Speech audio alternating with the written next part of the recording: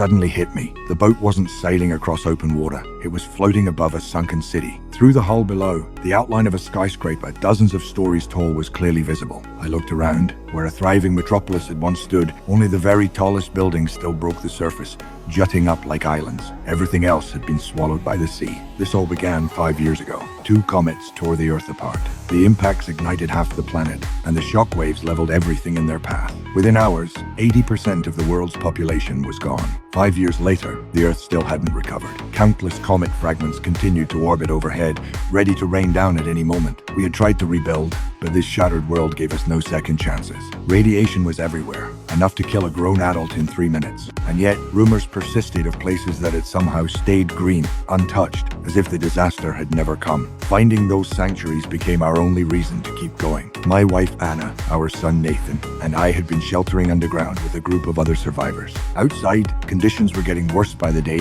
Earthquakes were constant. Volcanoes could blow at any time. The bunker wasn't going to hold much longer. That morning, I suited up and headed out into the wasteland. I crossed the beach and reached the coastline, where a few lifeboats sat on the sand. Farther out, a rust-eaten destroyer floated on the water. I slipped in through a hole in the hull and searched the entire ship. No supplies, no survivors, just a handful of charred bodies. I was about to leave when I found a ship's log, and tucked inside it was a purple flower. I hadn't seen a flower in 5 years. I'd bring it back for Anna. She'd love it. Then the alert crackled through my earpiece. Radiation storm, 1 minute out. I burst out of the destroyer and looked back. A wall of black storm was surging toward me, lightning tearing through its core. I ran as hard as I could, shouting into my earpiece to get the door open early. In the distance, the bunker's iron gate began to grind open. The storm was right on my heels. The moment I reached the entrance, a bolt of lightning detonated behind me. I threw myself through the gate and yelled for them to close it. The door slammed shut. The danger passed. After decontamination,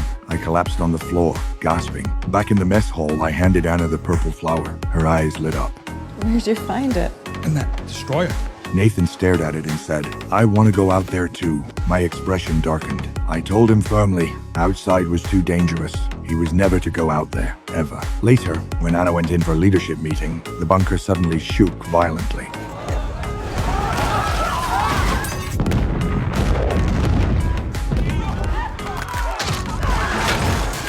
This wasn't an ordinary earthquake. The ground itself was splitting. A massive crack tore open right at the entrance. Alarms screamed through every corridor. People panicked, screaming, crying, chaos everywhere. I grabbed Anna and Nathan, snatched up our supply bags, and sprinted for the exit. The main gate was completely jammed with people. I looped around them and headed for the back door. The back corridor was already collapsing. We made it through with seconds to spare. Outside was even worse. A few lifeboats on the shore had become everyone's only shot at survival, and the crowd was surging toward the beach. The first boat was overrun. People clambered on from every side. The hull tilted violently, and it capsized. Something told me to keep moving. I pushed Anna and Nathan forward. Halfway down the beach, I spotted a friend being held underwater by a group of men fighting over his mask. Anna and I rushed in and pulled them off, dragging our half-drowned friend up out of the water. But in the chaos, someone ripped my protective face mask away. There was no time to chase them. I pushed everyone toward the next boat and we scrambled into the cabin. The moment we were barely on our feet, the hatch was forced shut.